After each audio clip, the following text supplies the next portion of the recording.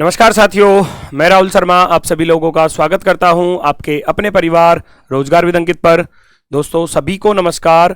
सबसे पहले मैं बात करता हूं आपका जो एएलपी का एग्जाम हुआ है दोस्तों, एएलपी का 28 तारीख को 28 नवंबर 2024। तो ये आपकी दूसरी वाली शिफ्ट है, सेकंड शिफ्ट है, ये आपकी है दोस्तों सेकंड शिफ्ट। तो सेकंड शिफ्ट का आपको सॉल्यूशन बताने जा रहे हैं, सभी टीचर्स बताएंगे। मैं पहले आपको रीजनिंग के बारे में बता देता हूं कि रीजनिंग को आपको कैसे सॉल्व करना था, और किसी क्वेश्चन में अगर आपत्ति है तो वो आप उस क्वेश्चन को देख लेंगे। किसी क्वेश्चन में अगर आपको आपत्ति होगी, कोई क्वेश्चन गलत होगा तो आप उस पर आपत्ति डाल सकते हैं, अन्यथा चीजें ठीक हैं। ज्यादातर कुछ हद तक मैं कह रहा हूं रीजनिंग में मुझे अभी तक कोई क्वेश्चन में कोई गलती नहीं मिली है अभी तक, ठीक है। तो हम करते हैं इसका सॉल्यूशन, मैं आपको बता देता हूं किस प्रकार से आप इन चीजों को करोगे दोस्तों।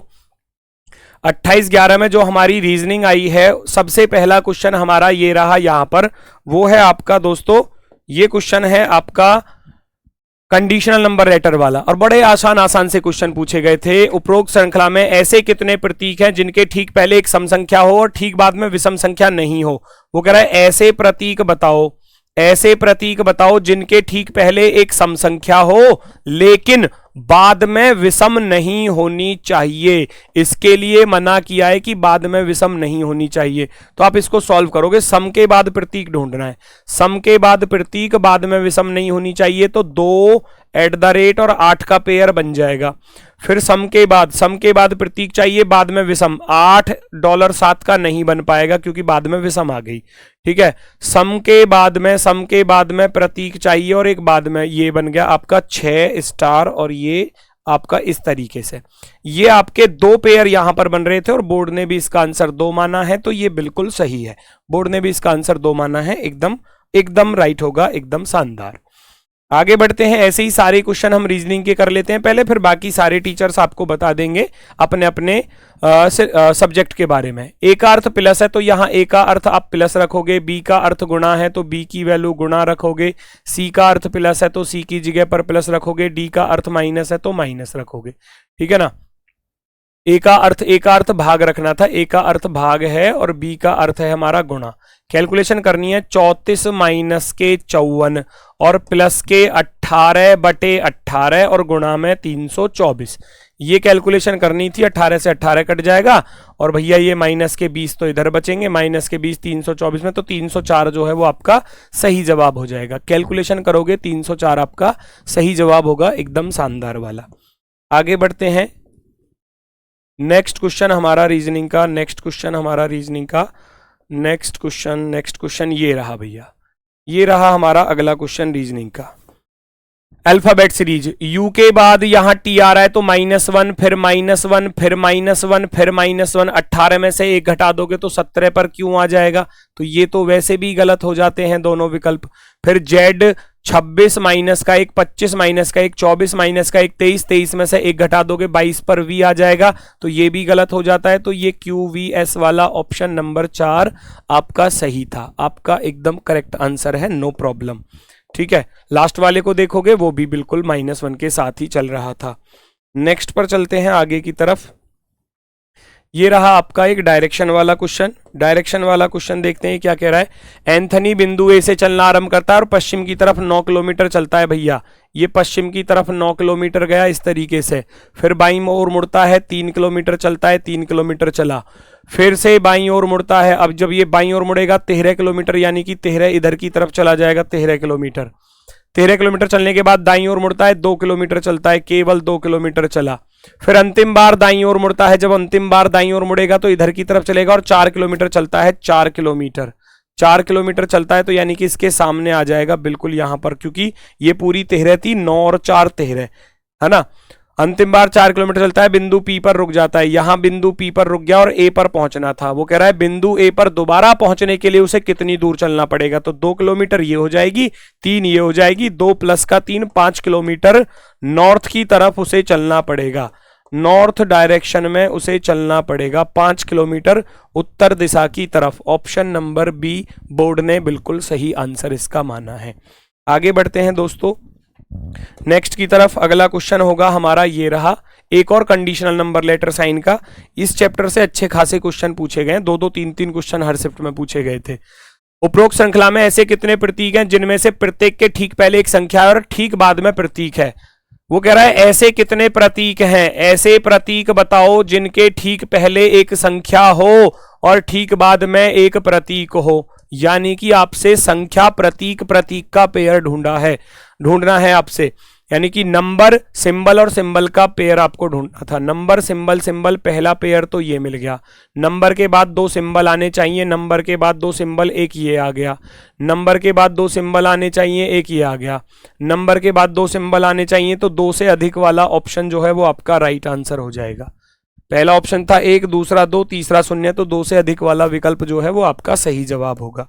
नेक्स्ट आगे की तरफ चलते हैं फटाफट से अगले क्वेश्चन की तरफ, फटाफट से स्पीड के साथ भैया।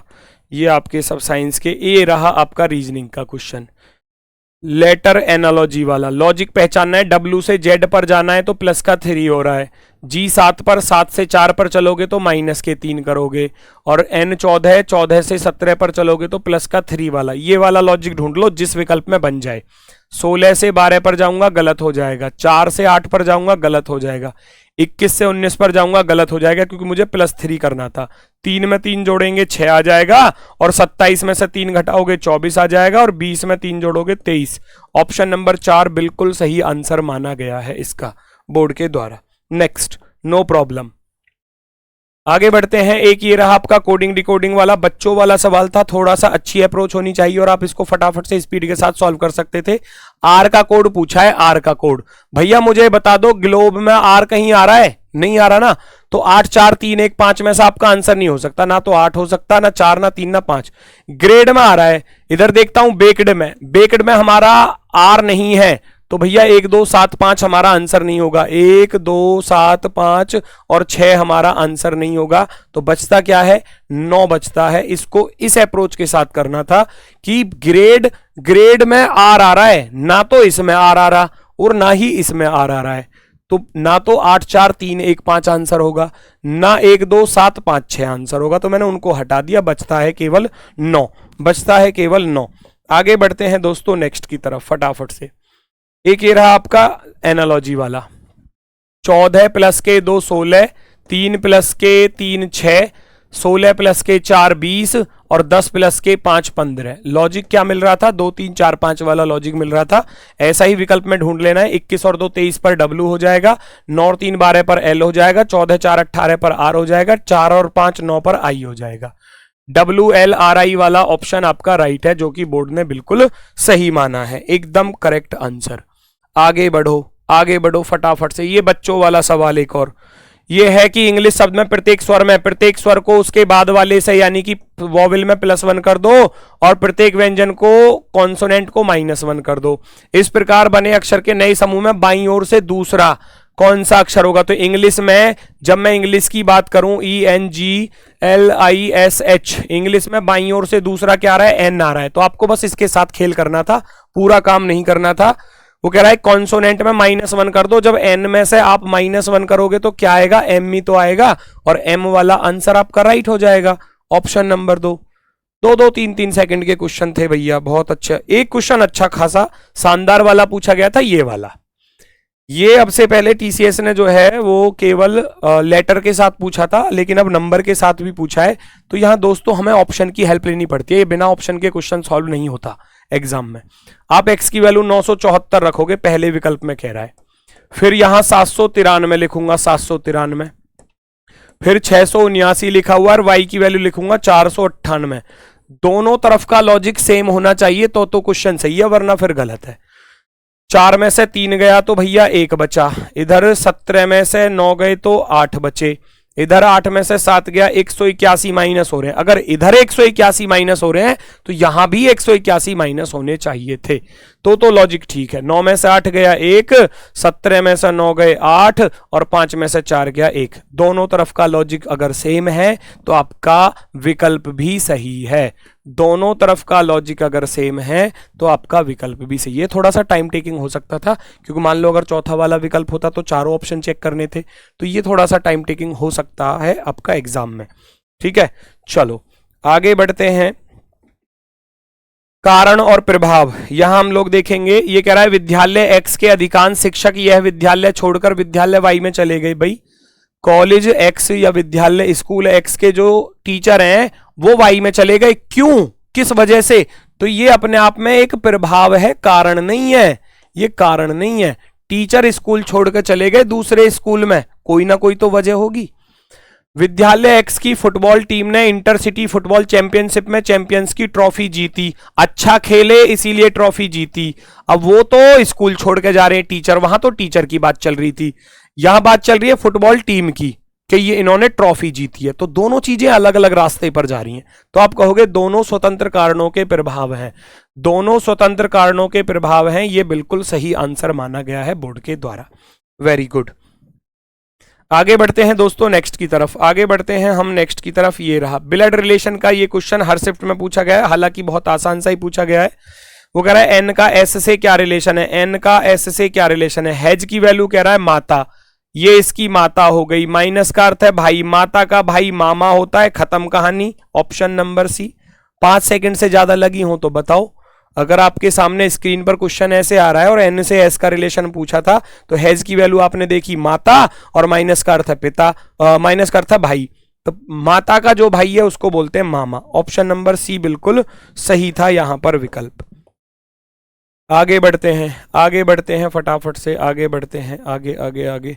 ये रहा एक आपका सिटिंग अरेंजमेंट वाला, बैठक व्यवस्था वाला। 7 व्यक्ति हैं सीधी पंक्ति में उत्तर की तरफ मुख करके बैठे हैं, बिठा देंगे 1 2 3 4 5 6 और 7। भैया इसमें भी टाइम टेकिंग नहीं पूछा, ये भी बहुत आसान आसान पूछे गए थे, बिल्कुल सारी चीजें बेहतरीन वे में।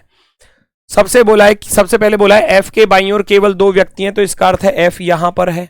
फिर बोला है एफ जी के दाईं ओर दूसरा है, एफ जो है वो जी के दाईं ओर दूसरा है, ठीक है। और ई एफ के दाईं ओर दूसरा है, एफ का दायां पहला दूसरा, ई यहां पर आ जाएगा। सारी चीजें आसान थी। सी बी के दाईं ओर चौथे स्थान पर है, डी सी के बाईं ओर दूसरा है, ए सी के ठीक दाईं ओर बैठा है, डी जो है वो सी के बाईं ओर दूसरा है, और ए सी के ठीक दाईं ओर है। यहीं पर आ सकता है और कहीं पर नहीं आ सकता। ये वाली लाइन ए सी के दाईं ओर बैठा है, ठीक दाईं ओर, इमीडिएट राइट में, यहीं पर आ सकता था, 2 सीट यहीं पर लगातार खाली थी। और डी सी के बाईं ओर दूसरा है, सी का बायां पहला दूसरा, डी यहां पर आ जाएगा, ए आ गया, बी बचा हुआ है, बी को यहां रख देना। पूछा क्या है बी और जी के बीच में कितने व्यक्ति हैं, बी और जी के बीच में कोई नहीं बैठा, तो आप कह दोगे एक भी नहीं, अर्थात 0 व्यक्ति बैठे हैं, इनके बीच में कोई नहीं बैठा। ऑप्शन नंबर 4 जो था वो बिल्कुल सही माना गया है बोर्ड के द्वारा, ठीक है। चलो तो आगे बढ़ते हैं, आगे बढ़ते हैं। ये रहा find the odd one out, find the odd one out. L 12 पर, जी 7 पर, तो माइनस के 5 हो गए। वी 22 पर, क्यू 17 पर, माइनस के 5 हो गए। ए 1 पर या 27 पर, 27 में से 5 घटाऊंगा 22 और 11 में से 3 घटाऊंगा तो 8। अगले वाले पर चलूंगा। 19 से 14 पर जाओगे माइनस के 5, 29 से 24 पर जाओगे माइनस के 5, 25 से 20 पर जाओगे माइनस के 5, और 9 में से 4 पर जाओगे माइनस के 5। तो 5 3 वाला ऑप्शन आपका अलग हो जाएगा, क्योंकि बाकी सब में -5 चल रहा था, यहां -5 नहीं था। आगे बढ़ो, आगे बढ़ो, आगे बढ़ो, वीर तुम बढ़े चलो, जल्दी से चलो भैया आगे आगे। ये रहा आपका कथन निष्कर्ष वाला क्वेश्चन, कथन निष्कर्ष सिलोगिज्म वाला क्वेश्चन। एक क्वेश्चन, 2 क्वेश्चन हर शिफ्ट में पूछे गए थे, यहां भी आपसे पूछा गया है। सभी पतंगे बंदर हैं, जितनी भी पतंगे हैं वो सब की सब क्या हैं भैया, बंदर हैं। सभी पतंगे बंदर हैं, बंदर।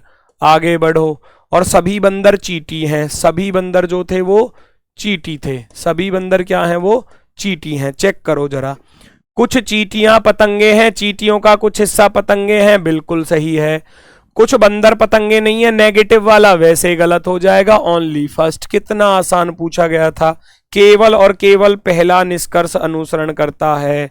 Only first follow, only first follow. आगे बढ़ते हैं क्वेश्चन नंबर 48 की तरफ। ये क्या कह रहा है, कोड का दिया है, लेग्स का दिया है, ई का पूछा है, तो ई को ढूंढो कहां पर है। ई इसमें भी आ रही है और ई इसमें भी आ रही है, दोनों में जो चीज कॉमन है वो आपका आंसर होगा। 5 7 3 9 में से 4 2 5, 5 इसमें भी आ रहा है और 5 इसमें भी आ रहा है, तो दोनों तरफ 5 आ रहा है। Option number B right answer हो जाएगा। ऑप्शन नंबर बी राइट हो जाएगा। नेक्स्ट अगला क्वेश्चन एक ये रहा आपका भैया,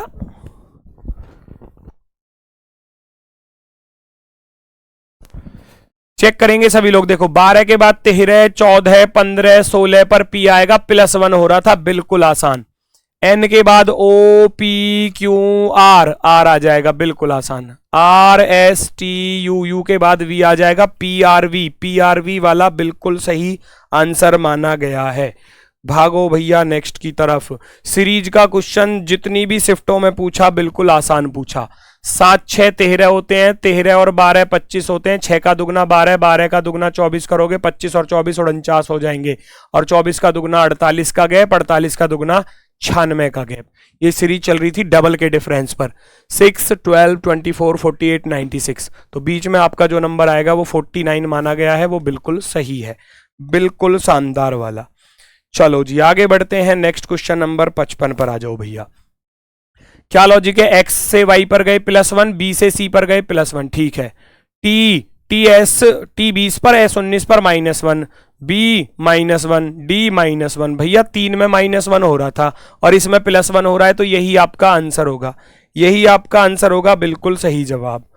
आगे बढ़ते हैं नेक्स्ट की तरफ। रीजनिंग का अगला क्वेश्चन आपके सामने होने वाला है भैया। रीजनिंग का अगला क्वेश्चन ये रहा आपके सामने। सभी 36 व्यक्ति एक पंक्ति में उत्तर की ओर मुख करके खड़े हैं। अमन बाएं छोर से 11वें स्थान पर है, जबकि पृथा दाएं छोर से 12वें स्थान पर है। अमन और पृथा के बीच में कितने लोग हैं? 36 टोटल थे, अमन 11वां था और ये 12 था, तो टोटल में से घटा दो। 11 प्लस के 12 कितने होते हैं? 23 होते हैं। टोटल में से घटा दोगे, बीच वाले आ जाएंगे। 36 में से 23 घटा दोगे तो 13 बच्चे जो हैं वो इनके बीच में बैठे हैं। बीच वाले पूछे गए थे, ऑप्शन नंबर फर्स्ट बिल्कुल सही होगा। आगे बढ़ते हैं नेक्स्ट की तरफ। ये रहा आपका क्वेश्चन नंबर 66। भैया इसको चेक कर लो जरा, सिटिंग अरेंजमेंट का। यहां भी 7 व्यक्ति उत्तर की ओर मुख करके बैठे हैं, 1, 2, 3, 4, 5, 6 और 7, ठीक है ना। जिसको किसी क्वेश्चन में आपत्ति लगे वो उस पर आपत्ति डाल सकते हैं। वैसे रीजनिंग में मुझे कोई क्वेश्चन गलत नहीं मिला, तो रीजनिंग में कहीं आपत्ति डालनी है नहीं, बाकी और सारे टीचर्स आपको बता देंगे। ये कह रहा है डी के बाईं ओर केवल 2 व्यक्ति बैठे हैं, तो डी यहां पर आ गया। एफ डी के बाएं दूसरा है, डी का बायां पहला दूसरा, एफ यहां पर आ गया। जी ई के दाईं ओर दूसरे स्थान पर है, ई डी के दाईं ओर दूसरा है, डी का दायां पहला दूसरा, ई यहां पर आ गया, बिल्कुल आ गया जी। और जी जो है ई के दाएं दूसरा है, पहला दूसरा, जी यहां पर आ गया। कितना आसान हो गया। ए बी के बाईं ओर दूसरा है और ए एफ का निकट, ए यहां नहीं आ सकता तो ए यहां पर आएगा, क्योंकि बी के लेफ्ट हैंड पर दूसरा था, बी के लेफ्ट में दूसरा था। बचा कौन? ए बी सी बचा, सी को यहां रख देना। पंक्ति के दाएं छोर पर कौन बैठा है? पंक्ति के दाएं छोर पर तो जी बैठा है, तो जी बोर्ड ने बिल्कुल सही आंसर माना है। नेक्स्ट पर आ जाओ भैया। अगला क्वेश्चन नंबर 68 चेक कर लो जरा। कैलकुलेशन करनी थी केवल और केवल। ए का अर्थ प्लस है, बी का अर्थ माइनस है, सी का अर्थ गुणा है और डी का अर्थ भाग है। 13 से भाग करूंगा 91 को, 13 सत्ते 91, 7 माइनस के 4 और प्लस के 3 दूनी 6, 7 6 13, 13 में से 4 घटा दोगे, आपके पास बचेगा 9, आपके पास बचेगा 9, ऑप्शन नंबर बी।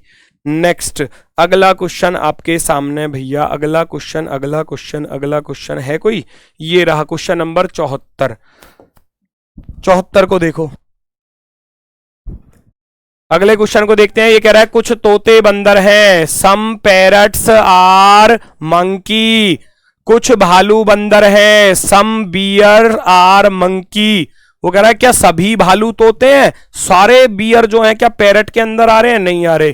कह रहा है कुछ बंदर भालू नहीं है। भाई ये भी पॉजिटिव है, ये भी पॉजिटिव है, नेगेटिव वाला तो वैसे भी नहीं हो सकता। आप कहोगे ना तो निष्कर्ष एक सही है और ना ही दूसरा सही है, दोनों के दोनों गलत हैं, दोनों के दोनों गलत हैं। और कोई बचा? ये रहा एक आखिरी क्वेश्चन आपका 75। यहां आपको दिया है एक्स की वैल्यू, आप यहां देखो 542 पहले ऑप्शन के अकॉर्डिंग रखोगे तो ये 826। मैंने बताया था बिना ऑप्शन के क्वेश्चन सॉल्व नहीं होगा, ऑप्शन की वैल्यू रखनी ही पड़ेगी। 723 यहां रखता हूं और वाई की वैल्यू 1007 रखता हूं। बस या तो डिफरेंस हो सकता है या स्क्वायर या क्यूब, कुछ भी हो सकता है। पहले डिफरेंस ही देख लो, 6 में से 2 गया 4, 12 में से 4 गया 8, और इधर 7 में से 5 गया 284 का अंतर यहां आ रहा है। क्या इधर भी 284 का आ रहा है? 7 में से 3 गया 4 और 10 में से 2 गए 8, इधर 9 में से 7 गया 2। 284 का डिफरेंस यहां था, 284 का यहां था, तो ऑप्शन नंबर ए जो है वो बिल्कुल राइट हो जाता है, ऑप्शन नंबर ए। अब बाकी सभी टीचर्स आपको बता देंगे। आकाश सर आ रहे हैं मैथ के बारे में बताने के लिए, तो आकाश सर भाई इसको ऊपर कर देना है ना।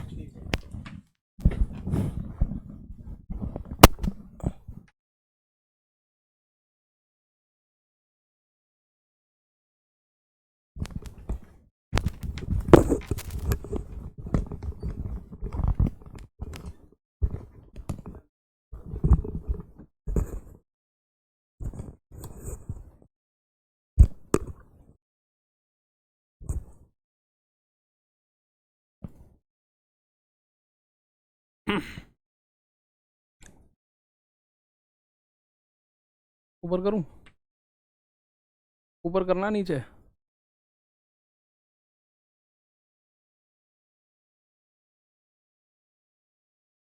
बस रुको, यही है, ठीक है भाई। तो 28 तारीख की जो दूसरी शिफ्ट है उसमें आपको ऑब्जेक्शन की अगर बात करी जाए तो मुख्य उद्देश्य ये होना चाहिए कि ऑब्जेक्शन लगाना है कि नहीं लगाना। तो मैथ के क्वेश्चन की बात करूँ, 20 क्वेश्चन है मेरे दोस्त, और 20 में से किसी भी क्वेश्चन में ऑब्जेक्शन लगाने की जरूरत नहीं है। एक बार अगर आपको कोई डाउट है तो एक बार मेरे साथ उन क्वेश्चंस को एक बार देख लेते हैं कि सर आप में से किसी बच्चे को हो सकता है ये डाउट हो कि सर हमें डाउट है किसी क्वेश्चन पे। तो आइए भाई एक बार देख लेते हैं। 28 तारीख की शिफ्ट है और दूसरी ही शिफ्ट है 12:30 से 1:30 बजे वाली, ठीक है, 12:30 से 1:30 बजे वाली है। तो इसमें अगर मैं बात करूं total number of question in math there are 20 question, 20 questions देखने को मिले हैं। तो सबसे पहले क्वेश्चन पे चलते हैं और सबसे पहला क्वेश्चन आपको मिलेगा यहां, ये रहा भाई दूसरे नंबर पे। तो कुल मिला के 21 क्वेश्चन आपके हो जाते हैं, 20 नहीं है भाई 21 क्वेश्चन है। तो इसमें आंसर जो इसने दे रखा है बिल्कुल सही है। कैसे सही है? देखिए भाई, कॉस स्क्वायर ए और अपॉन में दे रखा है 1 माइनस साइन ए। तो दोस्त कुछ नहीं करना आप लोगों को, नीचे और ऊपर 1 प्लस साइन ए से आपको गुणा कर देनी है। आपको गुणा किससे कर देनी है? 1 प्लस साइन ए से गुणा कर देनी है। तो नीचे तो ए माइनस बी और ए प्लस बी आप देखोगे, ए माइनस बी और ए प्लस बी यानी ए स्क्वायर माइनस बी स्क्वायर बनेगा। तो कॉस स्क्वायर ए और ब्रैकेट में बना साइन ए प्लस 1 और अपॉन में बनेगा 1 का स्क्वायर माइनस साइन का स्क्वायर। तो 1 माइनस साइन स्क्वायर ए बनेगा कॉस स्क्वायर ए। तो भाई ये तो आपस में जाएगा कट, तो बना क्या? साइन प्लस ए बचा, साइन ए प्लस 1 बचा। तो साइन ए प्लस 1 इसने यही आंसर भी दिया है, आप देख सकते हैं। तो इसके साथ ही हम आगे चलते हैं थोड़ा सा क्वेश्चन नंबर 9 की तरफ। क्वेश्चन नंबर 9 में आप लोगों से पूछा गया है एक और सवाल, ये रहा वो सवाल। ए और बी मिलकर एक काम 5 दिन में कर सकते हैं, ए और बी मिलकर एक काम 5 दिन में कर सकते हैं, और कुछ नहीं दे रखा तो एलसीएम 5 और उनकी क्षमता हो गई 1, और कुछ नहीं दे रखा तो उनकी क्षमता 1 हो जाएगी, एलसीएम 5 हो जाएगा। उन्होंने मिलकर 4 दिन काम किया। तो मेरे दोस्त अगर एक दिन में वो एक काम करते हैं तो उन्होंने 4 दिन में कितना काम किया होगा? 4 काम। 5 में से 4 हो गया, शेष काम बचा 1, शेष बचा 1 काम, और उस एक काम को बी करता है कितने दिन में? बी चला गया तो ए करता है एक काम को 2 दिन में, एक काम 2 दिन में। तो भाई 5 काम देखो कितने दिन में करेगा? 1 का 5 गुना यानी 5 काम, 2 का 5 गुना करोगे तो 10 दिन में उस काम को निपटा देगा। तो यही उसने सवाल का आंसर दिया है कि ए पूरा काम को 10 दिन में निपटा देगा। तो कोई जरूरत नहीं आप लोगों को इसमें ऑब्जेक्शन लगाने की, ठीक है। तो ये क्वेश्चन आपने किया। 9 के बाद क्वेश्चन नंबर है आपका 13।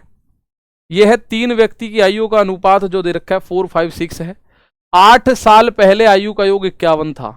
तो इन 8 सालों में तीनों 8-8 साल बढ़े, यानी तीनों कुल मिला के 8 या 24 साल बढ़े। तो आज उनकी आयु का योग हो गया कितना? ये आप बोलोगे 75, और यहां से आयु का योग 4 और 5 9 6 15 रेशियो। तो 15 का मान 75, तो 1 का मान मेरे दोस्त 5, सबसे बड़ा व्यक्ति है 6 रेशियो। तो 6 गुणा 5 आप देखोगे इसने आंसर यही दिया है 30 वर्ष। 6 गुणा 5 इसने आंसर दिया है 30 वर्ष। तो इसमें भी कोई डाउट की जरूरत नहीं है आप लोगों को। अगर इससे आगे आपको लेके मैं चलूं 13वें क्वेश्चन से आगे, तो 16वें नंबर का क्वेश्चन आपको देखने को मिलेगा। और 16वें क्वेश्चन में आप देखोगे 2011 से 2013 तक हिल स्टेशन ए और बी पे सैर करने वाले व्यक्तियों की संख्या। 2011 में हिल स्टेशन ए की सैर करने वाले व्यक्तियों की संख्या और उसी वर्ष यानी 2011 में हिल स्टेशन बी की सैर करने वाले व्यक्तियों की संख्या में निरपेक्ष अंतर, यानी इन दोनों में आपको अंतर बताना है। 7 में से 6 गया 1, 7 में से 6 गया 1, तो 211 आएगा। इसने देखो 211 ही दे रखा है, तो कोई डाउट की बात इसमें नहीं होगी। तो इस सवाल का आंसर एग्जैक्टली 211 इसने सही दे रखा है। अब आगे चले, यह है एक चतुर्भुज JKLM में कोण JKL और M की माप दे रखी है।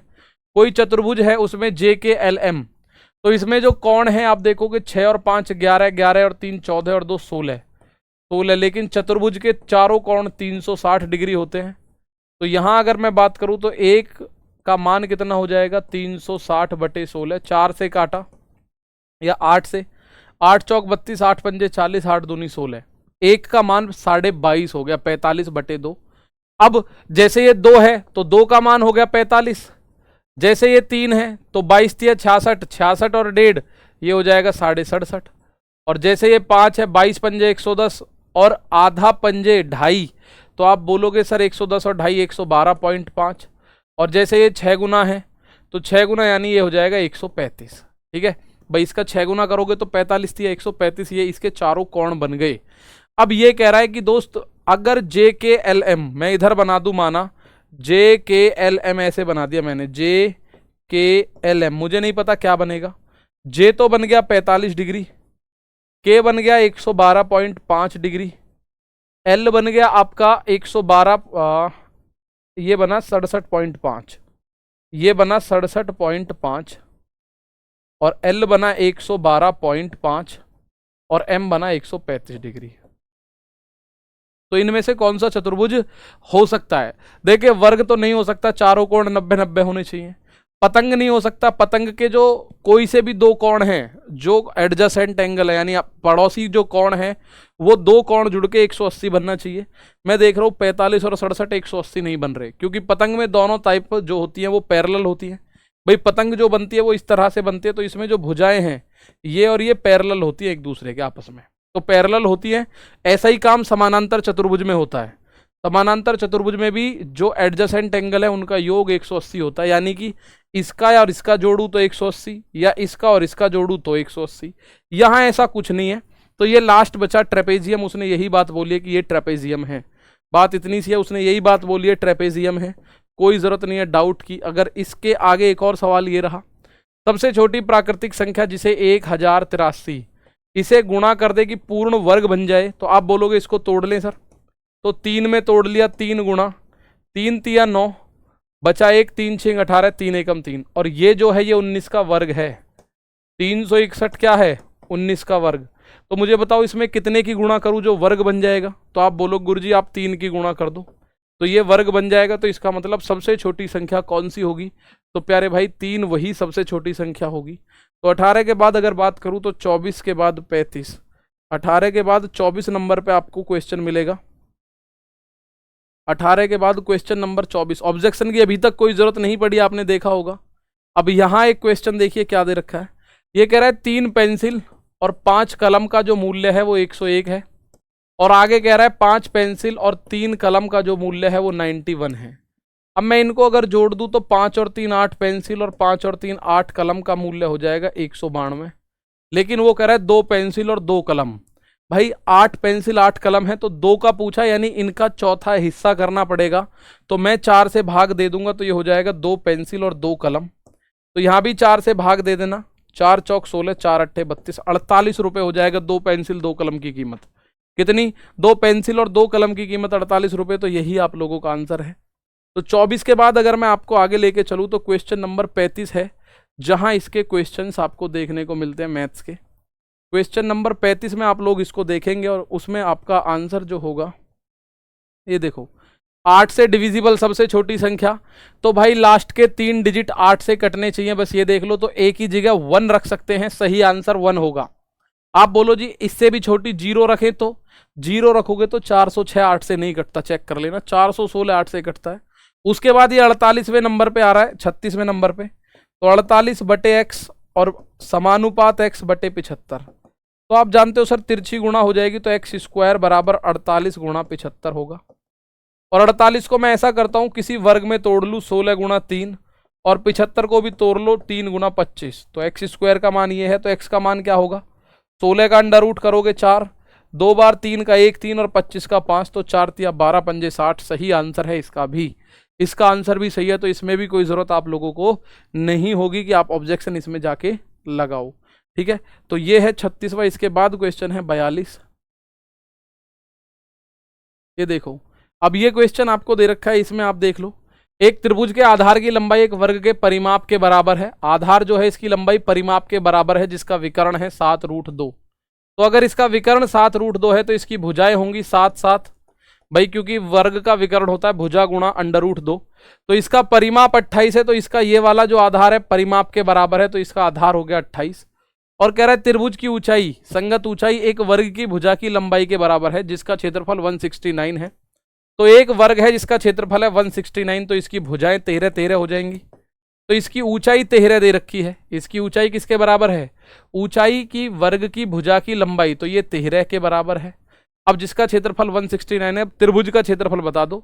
तो इस त्रिभुज का क्षेत्रफल 1/2 बेस इंटू हाइट, तो 28 गुणा 13। 2 से 14 बार कटेगा, इसका आंसर यही आ रहा है, चेक कर लो। इसका आंसर आ रहा है 182। यही इसने आंसर भी दिया हुआ है, यही इसका आंसर भी होगा। ठीक है, चलिए भाई, इससे आगे अगर मैं बात करूं तो इससे जस्ट आगे अगला 44वें क्वेश्चन पे आपको मैथ का क्वेश्चन देखने को मिलेगा। ये रहा 44वें क्वेश्चन में। ये कह रहा है उपयोग पाई बराबर 22/7 संपूर्ण पृष्ठ का क्षेत्रफल। तो बेलन का संपूर्ण पृष्ठ होता है 2 पाई r ब्रैकेट में l plus R h plus R. ठीक है, तो 2 पाई का मान 22/7, r देखो त्रिज्या 7 दे रखी है, h दे रखी है 110 और ये 70। तो आपको पता चला ये बन गया 180 भाई, 7 से 10 बार। तो इसका जो आंसर आएगा आप देख लेना, यही आ रहा है भाई। गुणा कर लो, 22 दूनी 44, 44 की 18 में गुणा करोगे तो 792। 44 की 18 में गुणा करने पे 792 आ रहा है। तो कोई ज़रूरत नहीं है हम लोगों को इसमें भी ऑब्जेक्शन लगाने की बेसिकली। तो 44 के बाद अगर बात करूं तो 50वें क्वेश्चन पे इसमें आपको देखने को मिलेगा मैथ का क्वेश्चन।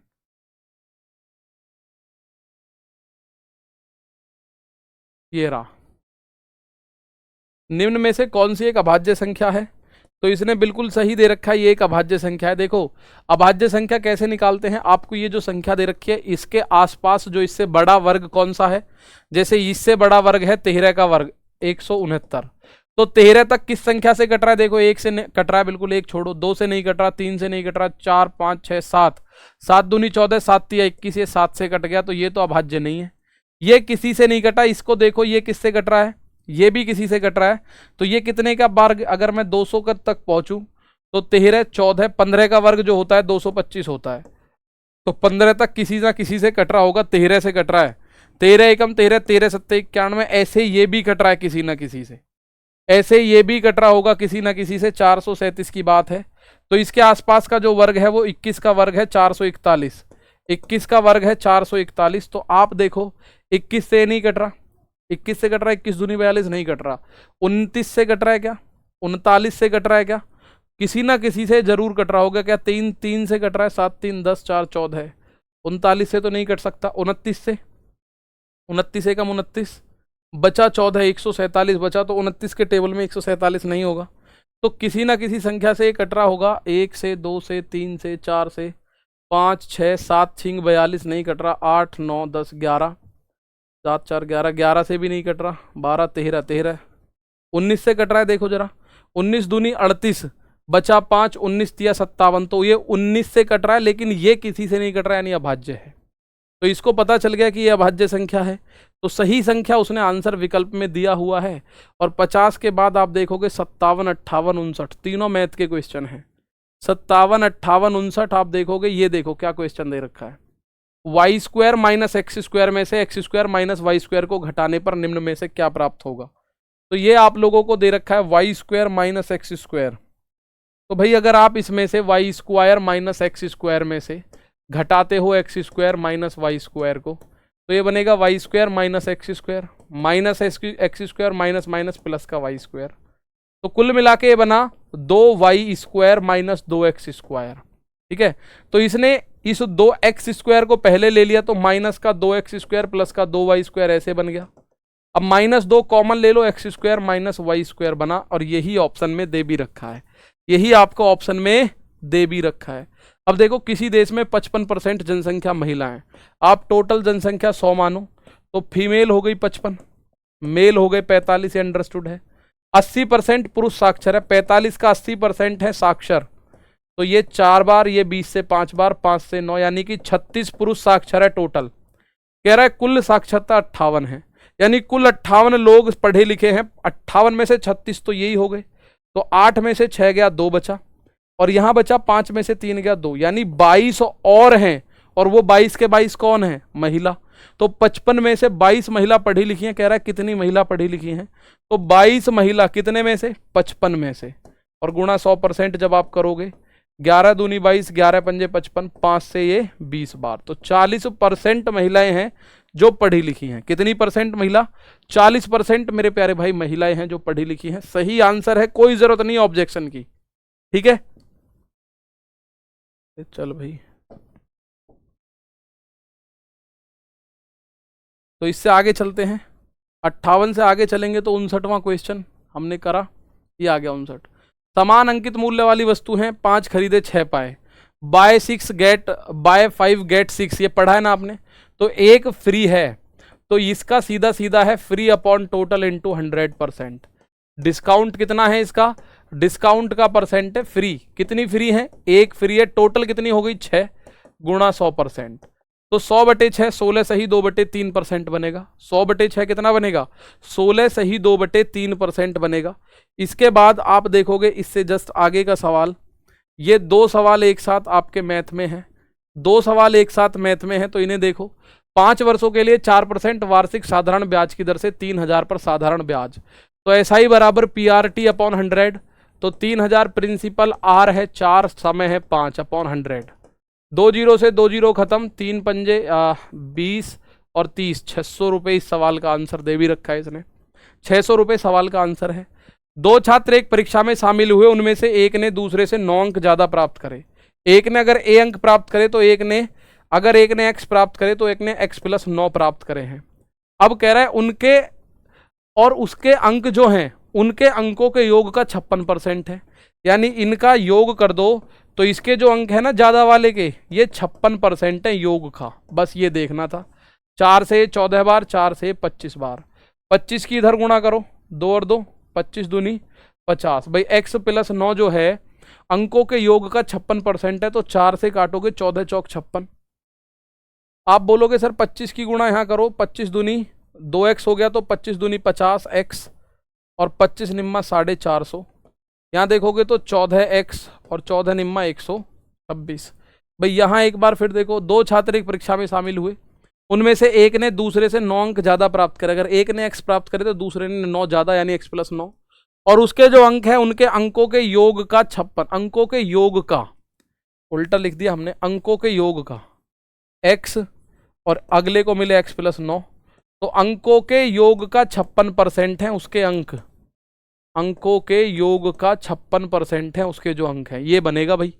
तो जब आप इसको देखोगे 4 से 14 बार, 4 से ये 25 बार, 14 के अंदर गुणा करो x 2x, 2 14 गुणी 14 गुणा 2 28x, 14 निम्मा 126, 25 की इधर करो, 25x + 225। तो अगर 25 इधर लाया जाएगा तो 3x और 126 उधर लाया जाएगा तो 99, x का मान 33 हो गया।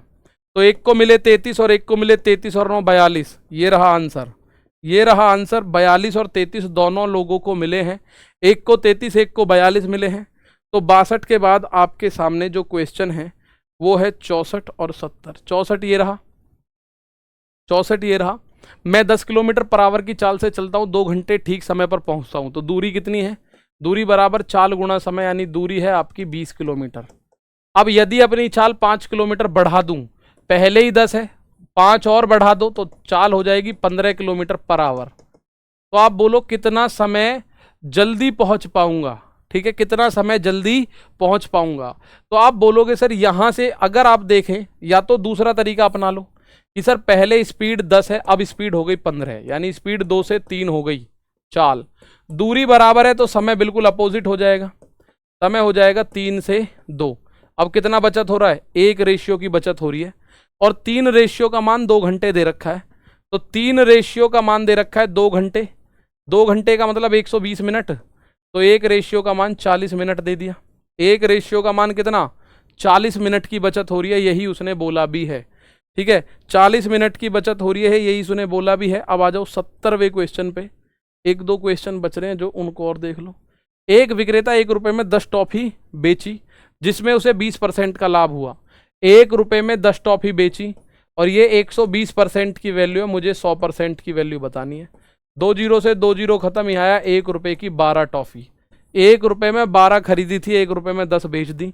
तो इस सवाल का आंसर 11 और 30 को छोड़कर बीच की अभाज्य संख्याओं का योग कितना होगा, औसत पूछ रहा है कितना होगा।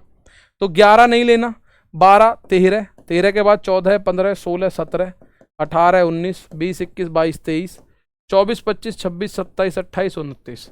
इनको जोड़ के देखोगे तो आंसर यही आ रहा है। औसत निकालो, पदों का योग बटे पदों की संख्या, आंसर पे कोई फर्क नहीं पड़ रहा। 70 के बाद एक लास्ट क्वेश्चन ये है, 70 मानों का औसत है 40, तो इनका योग हो गया 2800। योग छोड़ो, प्रत्येक में 20 से गुणा करो, तो 40 में 20 से गुणा कर दो, सीधा 800 इसका नया औसत आ जाएगा। इसके बाद कोई भी आपको दिखाई नहीं देगा आंसर, कोई ऑप्शन दिखाई नहीं देगा। तो ये आपके सामने थे जितने भी क्वेश्चन थे, इसमें कोई भी क्वेश्चन आपके नहीं थे, ठीक है, जिसमें आप ऑब्जेक्शन लगा सको। कोई ऐसा ऑब्जेक्शन लाइक क्वेश्चन नहीं है, सभी के आंसर आयोग ने सही दिए हैं।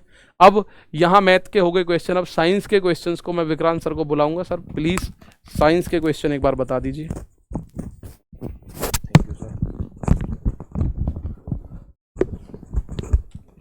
तो नमस्कार दोस्तों, मैं अब आपको कराऊंगा साइंस के 28 तारीख की सेकंड शिफ्ट के क्वेश्चंस। उनमें कोई गलत क्वेश्चन तो नहीं है, कोई गलत तो आंसर नहीं मार्क कर रखा आयोग ने, ठीक है।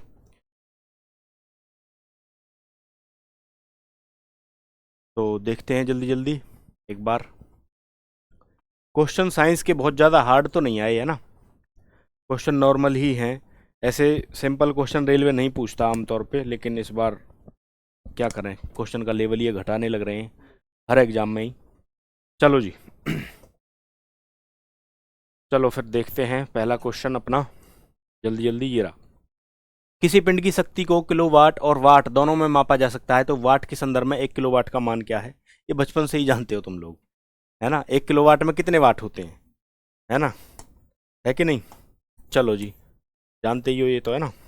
चलो, जब एक तनु हाइड्रोक्लोरिक अम्ल को कॉपर ऑक्साइड की थोड़ी मात्रा वाले बीकर में मिलाया जाता है, तो कौन सा यौगिक बनता है। तो हाइड्रोक्लोरिक एसिड यानी HCl को तुम लोग HCl को मिलाते हो, है ना, HCl को कॉपर ऑक्साइड में मिलाते हो तो कॉपर क्लोराइड बनता है कि नहीं, है ना, कॉपर क्लोराइड बनता है और H2O बनता है बेसिकली, ठीक है। क्या बनता है, H2O। यहाँ पर ऐसे ऐसे संतुलित करते हो। तो अब ऐसे में अगर देखें तो ऐसी रिएक्शन को क्या बोलते हैं, डबल डिस्प्लेसमेंट रिएक्शन। H तो इधर डिस्प्लेस हो गया और Cu इधर डिस्प्लेस हो गया, ठीक है। तो इसका सही आंसर क्या होगा, कॉपर क्लोराइड। ये भी सही है एकदम, ठीक है, ये भी क्या है, सही है। चलो जी आगे, निम्नलिखित विकल्पों में से कौन सा कोलाइड में फॉर्म का सही उदाहरण है। तो कोलाइड में फॉर्म का जो सही उदाहरण है वो प्यूमिस है एकदम, ठीक है, बिल्कुल सही है प्यूमिस। प्यूमिस जो है इसका क्या है, कोलाइड में सही उदाहरण है। चलो जी आगे चलते हैं। सही कथन का चयन कीजिए। टेस्टोस्टेरोन लड़कों में यौवनावस्था के लक्षणों का भी नियंत्रण करता है। बिल्कुल टेस्टोस्टेरोन करता है, ठीक है। उनके अंदर एक ग्लैंड है ना, ग्लैंड है ये टेस्टोस्टेरोन लड़कों के अंदर पाया जाने वाला, ठीक। अब दूसरा दे रखा है, प्रोजेस्टेरोन लड़कों में यौवनावस्था के लक्षणों का भी नियंत्रण करता है। प्रोजेस्टेरोन तो लड़कियों में करता है, ठीक है। प्यूबिक चेंजेस जो आते हैं, जो वयस्क होने के बाद आते हैं, ठीक है, वो सारे चेंजेस किसके कारण आते हैं, वो बेसिकली इस हार्मोन के कारण आते हैं। ये एक हार्मोन है, ठीक। तो ये जो है क्या है, एक हार्मोन है और ये लड़कियों में निकलने वाला एक हार्मोन है, ठीक। चलो जी आगे, चलो अगले क्वेश्चन की तरफ जल्दी जल्दी।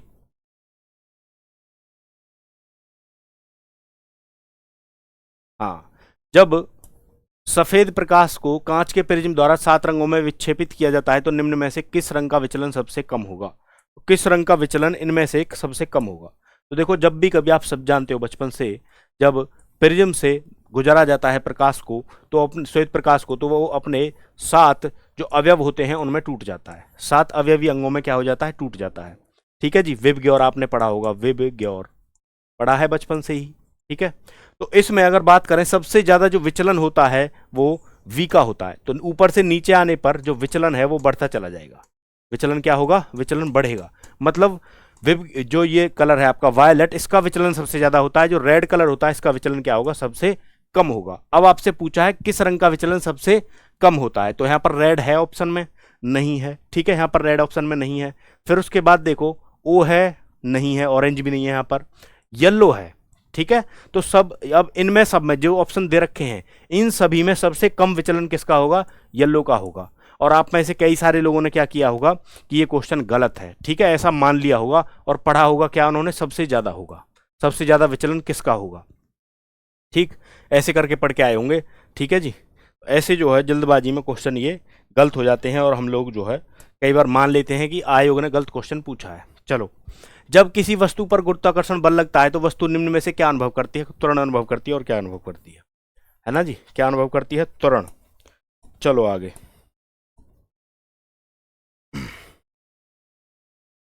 द्रव्य के कण, ये देखो पहली शिफ्ट में भी आया था। ठीक है, जो पहली शिफ्ट थी आपकी 25 तारीख की, उसमें भी ये क्वेश्चन था।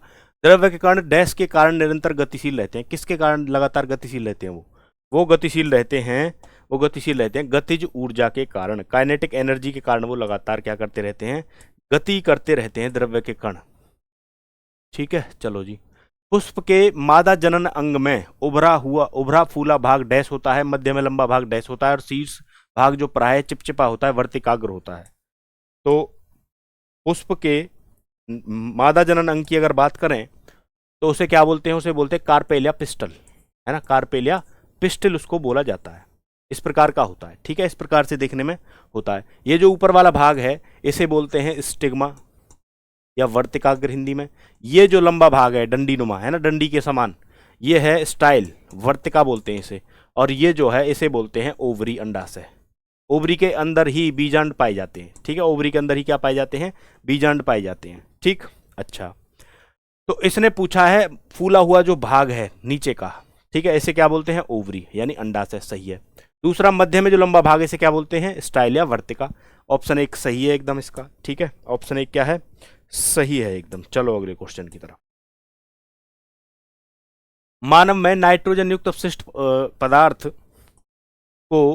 पदार्थ उत्पन्न करने वाली चयापचय गतिविधियों को किसके द्वारा हटा दिया जाता है, किसके द्वारा हटाया जाता है। तो हमारे अंदर जो उत्सर्जन तंत्र है, जो किडनियां होती हैं, उनके द्वारा ये कार्य किया जाता है। किडनियों के द्वारा रक्त से जितने भी नाइट्रोजन युक्त उत्सर्जी पदार्थ होते हैं, जिनमें हमारे अंदर मेन मुख्यतः पाया जाता है यूरिया, है ना, यूरिया पाया जाता है। और यूरिया को छान करके अलग करने का जो कार्य है वो किडनी करती है। ठीक है, और उनसे मूत्र बना करके वो जो है शरीर से बाहर निकाल दिया जाता है। ठीक है, तो यहाँ पर जो है उत्सर्जन तंत्र के द्वारा ये कार्य किया जाता है। ठीक, चलो जी आगे की तरफ चलते हैं, अगले क्वेश्चन की तरफ। निम्न में से कौन सा कथन कार्बन यौगिक की प्रकृति के बारे में गलत है, तो गलत कथन हमें बताना है।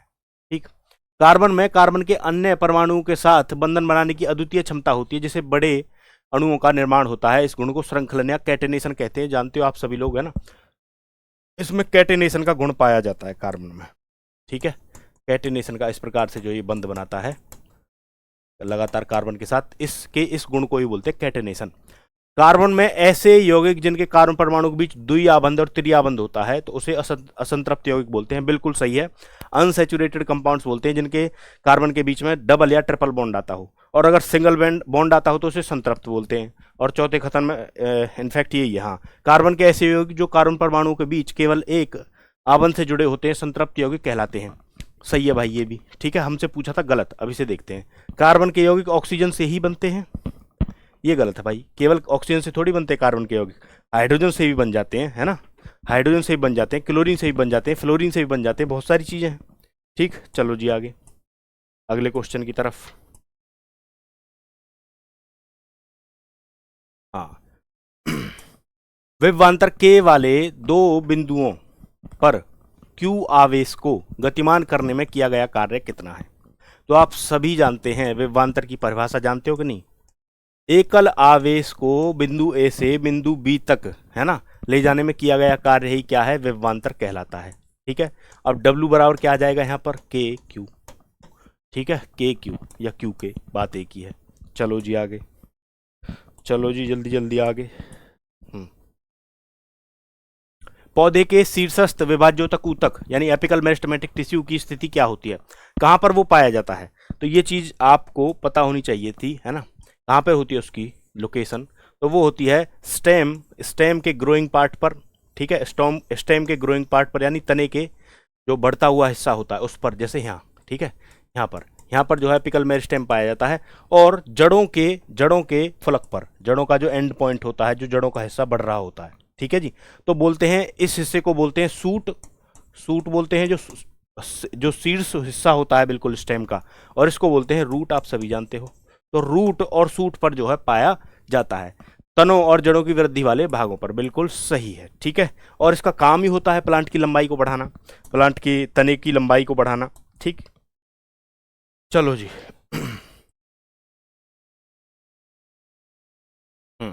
एक लंबी विद्युत धारावाही परिनलिका है। यदि राहुल इस लंबी विद्युत धारावाही परिनलिका के अंदर चुंबकीय क्षेत्र रेखाएं अंकित करता है तो यह डैश दिखाई देती है। कैसी दिखाई देती है? सभी बिंदुओं पर एक समान, ठीक है, सभी बिंदुओं पर कैसी? एक समान दिखाई देती है। चलो जी जल्दी जल्दी, चलो भाई।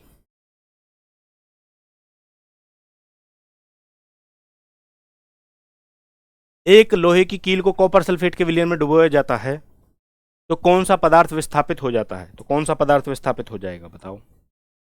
हैं, जब लोहे की कील यानी लोहे की कील मतलब आयरन CuSO4 के घोल में डाला जाता है तो iron is more reactive than copper, तो कॉपर सल्फेट से कॉपर को विस्थापित कर देगा, ठीक है, कॉपर को क्या कर देगा? FeSO4 बना देगा और कॉपर को क्या कर देगा? विस्थापित कर देगा। तो ऐसे में ये पूछ रहा है आपसे कौन सा पदार्थ विस्थापित होगा? कॉपर ही विस्थापित होगा। चलो जी आगे की तरफ चलते हैं। जब कोई वस्तु एक समान गति में होती है तो उसका पथ कैसा होता है?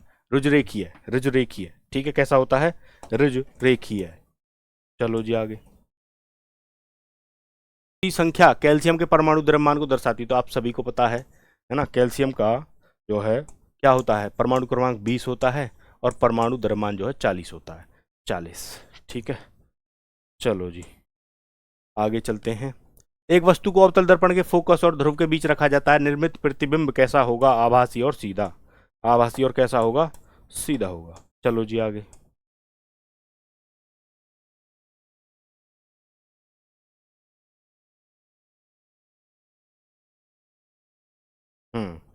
कार्बन द्वारा निर्मित सबसे सरल यौगिक की पहचान कीजिए जिसका उपयोग व्यापक रूप से ईंधन के रूप में। मेथेन है भाई, मेथेन है, ठीक है। प्राकृतिक गैस में भी पाया जाता है, ठीक, गोबर गैस में भी मेथेन ही बनता है।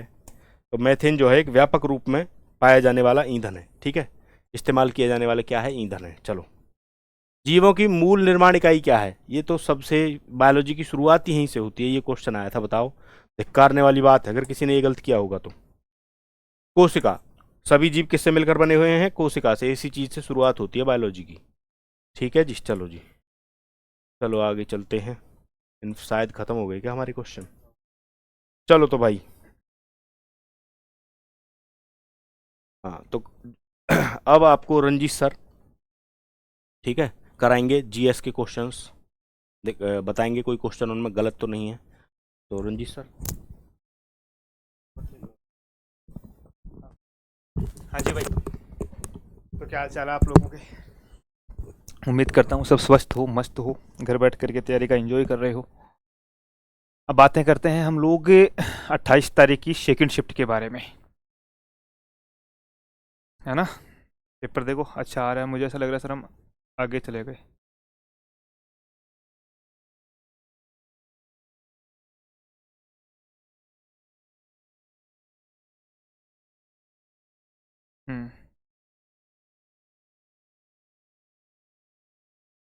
ये आ जाओ, ये लो भाई।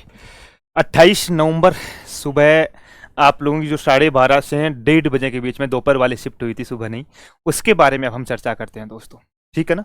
तो देखिएगा, अगर पहला ही क्वेश्चन अपना है कि दिसंबर में अष्टलक्ष्मी महोत्सव कितने दिनों तक मनाया गया था? ये जो अष्ट लक्ष्मी महोत्सव है ना, ये 8 राज्य है अपने। 8 राज्य कौन सी? Seven sister plus Sikkim, plus Sikkim मेरे प्यारे बच्चों, ठीक है ना। जिसको 7 बहिन लिखो, हिंदी में लिखो आप लोग, 7 बहिन प्लस सिक्किम जो राज्य है, ये 8 राज्यों के बीच में आपस में एकता को संबोधित करने के लिए या एकता और अखंडता की भावना है उसको जागृत करने के लिए दोस्तों ये महोत्सव मनाया जाता है और ये 3 दिन चलता है, ठीक है ना, 3 दिन चलता है। 7 सिस्टर में ध्यान रखना सिक्किम राज्य नहीं आता है, 7 सिस्टर में असम आ जाता है, अरुणाचल प्रदेश, नागालैंड, मणिपुर, मिजोरम, त्रिपुरा और मेघालय, ये 7 राज्य आता है और 8वां राज्य जो है वो सिक्किम होगा इसके अंतर्गत, ठीक है। अगला क्वेश्चन आप लोगों के सामने है, पेरिस ओलंपिक 2024 में भारत ने कितने पदक जीते थे? भारत ने टोटल 6 पदक जीते, एक पदक जीता वो था रजत। कौन जीतने वाला था रजत पदक? नीरज चोपड़ा। किसमें? कौन सा खेल था? भाला फेंक में। और 5 कांस्य पदक दोस्तों, कितने? 5 कांस्य पदक आप लोगों को याद रखना है, ठीक है साहब। आगे आ जाओ, आगे आप लोगों के सामने है मेरे दोस्त कि सार्वजनिक परीक्षाएं अनुसूचित साधनों की रोकथाम अधिनियम 2024 जिसका उद्देश्य देश भर में आयोजित सार्वजनिक परीक्षाओं और सामान्य प्रवेश परीक्षाओं को अनुचित साधनों को रोकना है। ये 2024 में किस महीने में लागू हुआ था? जून में। यानी जो पेपर्स में ये नकल हो रही है ना, इन नकलों को रोकथाम करने के लिए, नकल माफियाओं को रोकने के लिए दोस्तों ये एक्ट लागू किया जा रहा है, ठीक है। चलो आगे आ जाओ,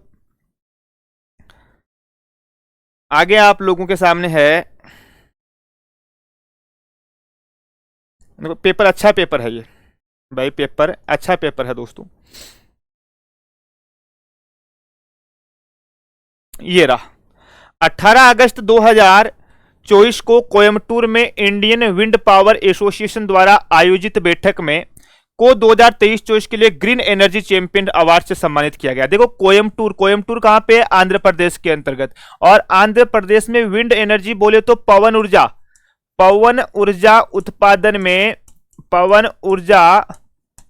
उत्पादन में दोस्तों अग्रणीय स्थान है इसका, है ना। पवन ऊर्जा उत्पादन के अंतर्गत आंध्र प्रदेश राज्य का एक अग्रणीय स्थान है मेरे प्यारे बच्चों, ठीक है। आगे आ जाओ, आगे आप लोगों के सामने है दोस्त कि आईसीआईसी बैंक ने अक्टूबर 2024 में पूर्ण अनुमोदित ग्राहकों के लिए यूपीआई जानते हो ना सब लोग, यूनिफाइड पेमेंट इंटरफेस जिसको हम लोग बोलते हैं, ठीक है ना, पर तत्काल ऋण प्रदान करने के लिए इनमें से किस एजेंसी के साथ साझेदारी की है जिसने 45 दिनों की पुनर्भुगतान अवधि के साथ 2 लाख तक का ऋण प्रदान किया है? फोन पे के ऊपर, यूपीआई जानते हैं सब लोग, जो हम ऑनलाइन पेमेंट करते हैं। अरे आजकल सबको पता है, ये जो फोन पे चलाते हैं हम लोग, गूगल पे चलाते हैं, इन सब के बारे में मैं बातें बता रहा हूं आप लोगों को, ठीक है। चलिएगा आगे आ जाओ, कौन सी बैंक की बात हो रही है? आईसीआईसी बैंक की बात हो रही है।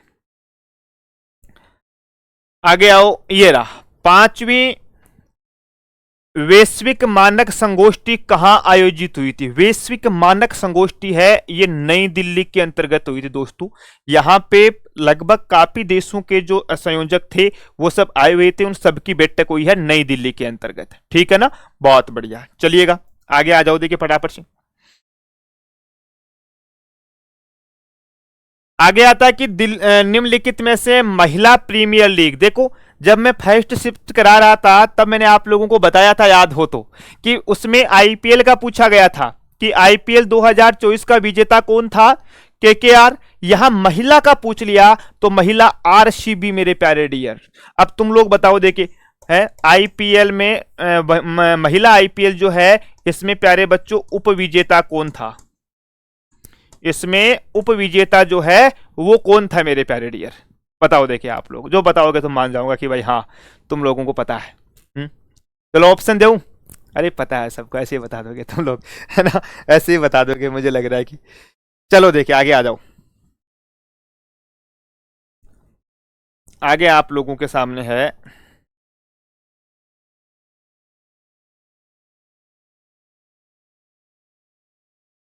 जो ढूंढने पड़ते हैं, ये रासा 2024 में एथलीट 18 फ्लाइंग बुलेट्स स्क्वाड्रन में शामिल होने वाली पहली महिला लड़ाकू पायलट कौन बनी है? देखो, अगर भारत की पहली महिला लड़ाकू पूछा जाए ना, तब तो आपको पता है कौन है। अरे मोहना सिंह, चॉइस में फ्लाइंग बुलेट्स के अंतर्गत दोस्तों। ये अवनी चतुर्वेदी, शिवांगी सिंह, मोहना सिंह और भावना कंठ, चारों महिलाएं जो है ये लड़ाकू विमान उड़ाती है। चारों महिलाओं का नाम याद रखना है, चारों का अलग अलग एग्जाम्स में पूछा गया है, ठीक है। लेकिन आपको 18 फ्लाइंग बुलेट्स स्क्वाड्रन का नाम पूछा जाए तब मोहना सिंह का नाम याद रखना है, ठीक है ना। चलो भाई,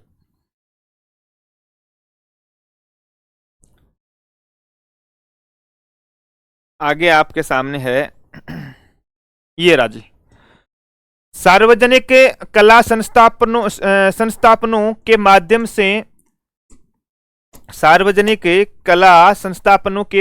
से भारत की कलात्मक विरासत को प्रदर्शित करने के लिए 2024 में संस्कृति मंत्रालय द्वारा शुरू की गई परियोजना का नाम क्या है?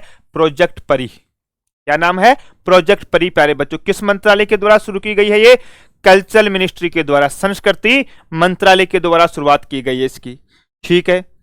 आगे आ जाओ। तो ये अपने इतने ही क्वेश्चन थे मेरे दोस्त, है ना। आज के क्वेश्चन जो थे ना बहुत सीधे सीधे थे मेरे प्यारे डियर। ऐसा कोई भी क्वेश्चन नहीं है जिसके अंतर्गत कोई गलत होने की गुंजाइश हो। तो सबके सब क्वेश्चन है वो सही थे मेरे दोस्तों। किसी भी प्रकार के क्वेश्चन के अंतर्गत हम लोगों को कोई आपत्ति दर्ज करवाने की आवश्यकता नहीं है।